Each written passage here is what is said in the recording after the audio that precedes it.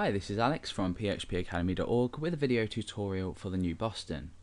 In this tutorial we're going to be taking a look at one jQuery utility, which is inArray. Now if you've written code in PHP or any other web development backend language, you'll know that you can check for a particular element by supplying the element value. And this will check whether it's in an array. So you have a few functions in different languages that will do this. However, we can do this in the front end with jQuery. Now this can be done in JavaScript alone as well, but in jQuery we make it particularly easy. Now the first thing I've done is gone ahead and include this file util.js, which just stands for utilities.js, and I've have this open in my text editor so we can make use of this code on the page.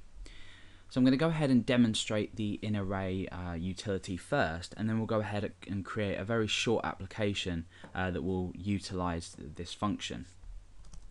So I'm going to go ahead and wait for the document to be ready. So this is what we would usually do in our jQuery code.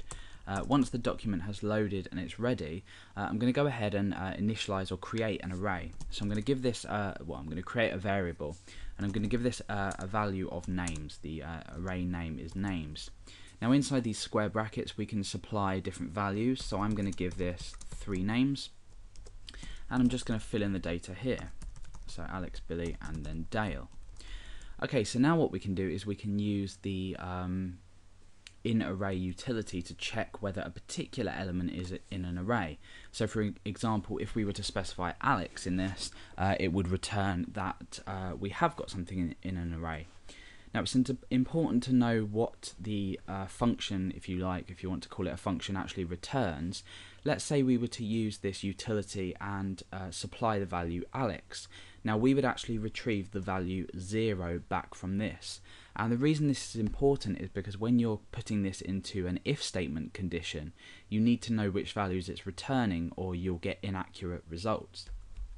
So if we were to go ahead and search in the array for Billy, it would return the value 1, and that's because it's at a key index of 1.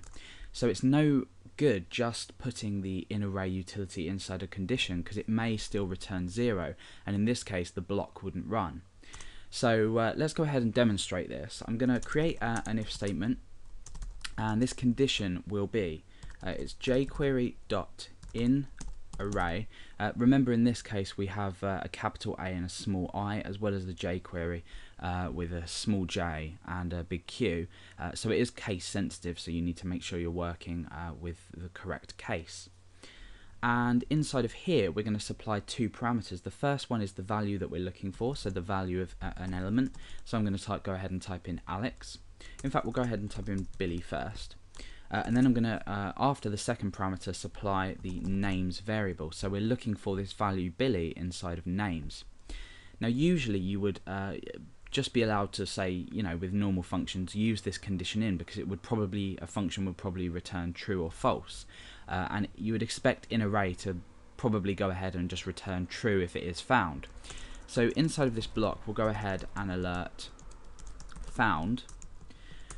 And you'll notice that we will return this alert because it will have been found. However, the only reason we're going to actually alert out now is because Billy is at key 1. If we were to change this a bit later to Alex, we wouldn't get this alert box out. So let's go ahead and refresh, and you can see we've got a dialog box saying found. Let's go ahead and change this value now to Alex and see what happens. Remember, this function will now return 0. Let's refresh, and you see nothing happens. So we need to check this, that it doesn't equal to a particular value, and this value is -1. If a key is not found in an array, or an element isn't found in an array, this function here, this inArray function, will return -1. So we want to say where it doesn't equal -1. And in this case it will return alert regardless of the fact that Alex is at position 0, because 0 doesn't equal -1. So now when we refresh, you see we have the found dialog box. Okay, let's go ahead and create a sample application. I'm going to get rid of this code here, and I'm going to return to index.php, and we'll just go ahead and type out a form, a quick and basic form. I'm going to have an input type with text, so we're going to allow the user to enter some text, and I'm going to give this an ID of name. Just after this, I'm going to create a button, so input type button, and the value of this I'm just going to say check. So the ID of this we could just call check. So now we can create an event handler for check, and then pick up the value that's been entered into the name, and then go ahead and put that into an if statement. So we're creating something that the user can actually use. So the first thing we want to do inside here is we want to create an event handler for our check button. So we say check.click, and inside here we want to go ahead and create a function, pull that down a bit so it's easier for us to write inside or to view. And once we've clicked the text box, we want to go ahead and set the variable name of the value of inside of this text field. So let's go ahead and create a new variable called name, and that's going to be equal to the value of our name text box. So that's .val. Quite simple.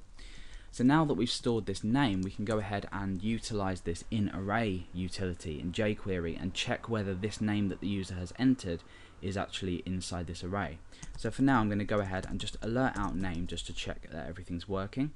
I'll go ahead and refresh and type in a name here, click check, and that gives us the value back. So we know that we're passing the value into this name variable.